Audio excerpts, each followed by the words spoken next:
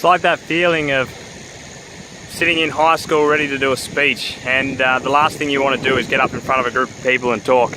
And so you're sitting there and you're fidgeting and you're trying to just think of anything, any possible way you could get out of there and not have to do it. But it's this impending sort of stress coming up. It's the same feeling as if you're ready to sit an exam, a big exam that you know that if you don't pass, you're going to have to study and sit again, or maybe you'll fail a unit in uni and you'll have to go back and do the unit again. And maybe you've even got some pretty good marks and you don't really have too much to worry about, but still there's this residual stress of what happens if I don't go quite as well as I'd like. It's also the feeling of like losing a long-term relationship and knowing all of a sudden that it's going to fall apart, and it's something that for so long has been a stable, but all of a sudden you're thrown into like this feeling of chaos. You don't actually know where you situate. You're worried about the future. You're worried about how it's gonna, how you're gonna move on. You're hurt for the loss that you're going to experience, but you're also maybe a little bit excited about the future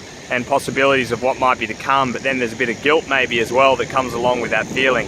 It's the feeling of stepping out, like crossing the road and stepping out and realizing that there's actually a car pretty close and you've got to run across, and you get this immediate sort of feeling of panic. It's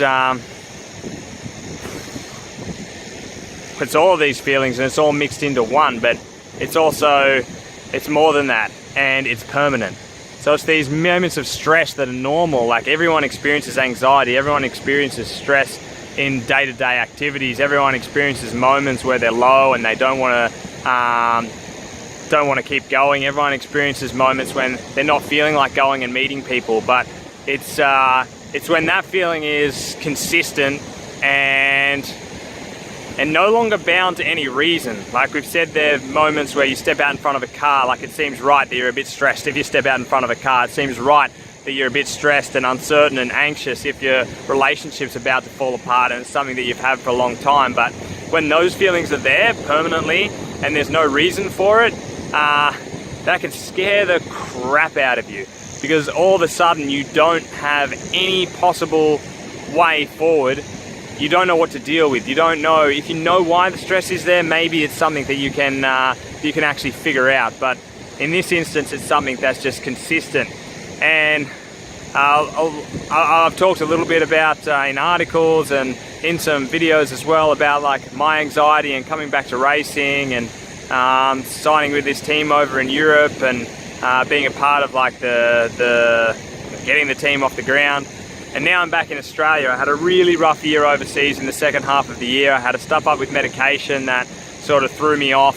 And for the rest of the year, I was back in this level of just being on the edge of panic and just feeling all of these feelings that I've expressed, but permanently, non-stop, 24/7, and without being able to really pinpoint reasons for it to be there. So I've come home. I'm in Australia, as you can see, the beautiful beach there.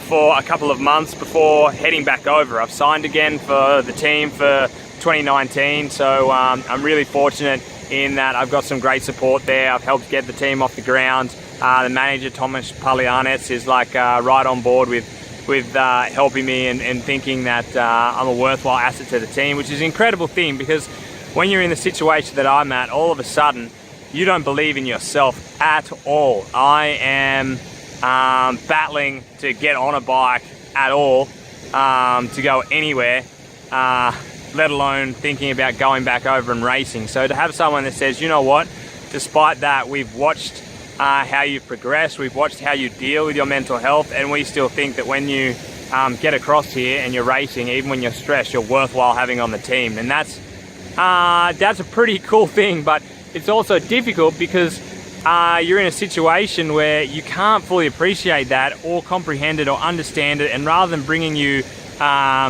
this peace, it often actually can just stress you out more, because you're like, what the hell? How the hell do these people figure that I feel like I'm not able to perform anywhere near how I would like to be able to? I can't. Last year I averaged 12 hours a week, and 12 hours a week for a European Continental racing cyclist is not very much, and that's all I could sort of manage. And the stress is that you want to be able to do more, but when this anxiety takes over and gets hold and it gets thrown like it did with the medication, that becomes really difficult. So I've been back home now, and I'm back home for a bit over a month maybe now, and I'm home until my first race is in April.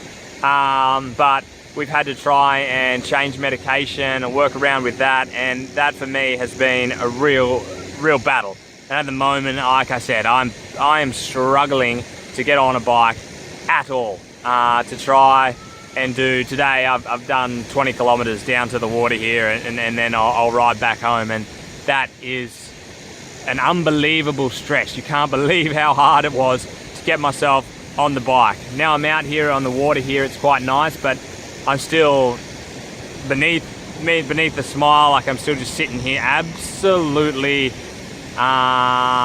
battling to try and get on top of things and find to convince yourself that what you're doing is worthwhile. And I think that's the key here for me, is finding, not going along and saying like do what makes you happy, follow your dreams, because the anxiety sort of wipes that out, and it seems to me just it's a little bit of an empty sort of phrase. Whereas I think it's more for me about trying to find something that is, well, firstly is about trying to survive, trying to give yourself a reason just to keep living and survive for the next day. But beyond that, it's trying to make the survival worthwhile. So it's trying to find something that, despite the stress, despite everything else, is worthwhile doing. And for me, facing the anxiety and trying to learn to manage it in a cycling team with very little money, very little like, I don't know, like you on the other side of the world, is that seems to me like that's a battle, and that's a battle that is worthwhile engaging in. So, but like I say, it's very the moment's very difficult, and like I just sit here and like I don't even want to go back.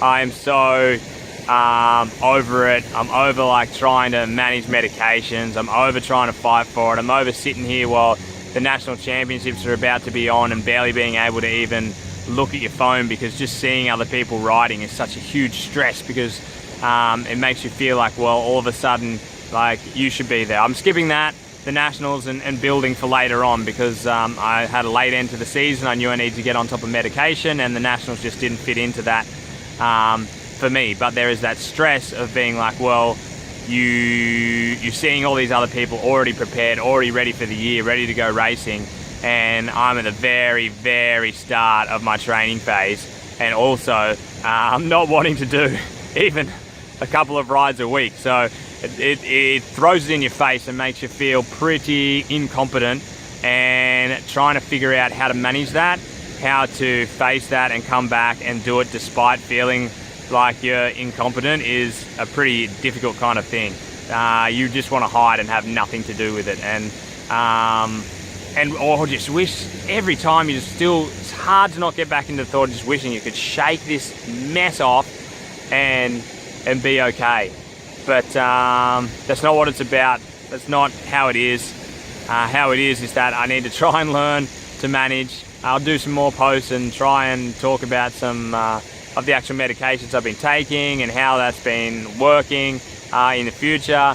I wanted to just get out and actually put something on a film, because I keep saying I'm going to do it and then I don't, and I'm like, nah, maybe I need to talk about this, maybe I need to talk about that. So here I've just gone, stuff it, pull over to the side of the road and say something. This is about the 5th take, because I pulled over a little bit further up and there was some cars and bikes wandering past, and I would, as soon as I saw anyone else, I'd get real self-conscious and just sort of drop the phone and act casual and pretend I was just standing there. In the end, I'm sure I look like more of an idiot doing that than just filming myself.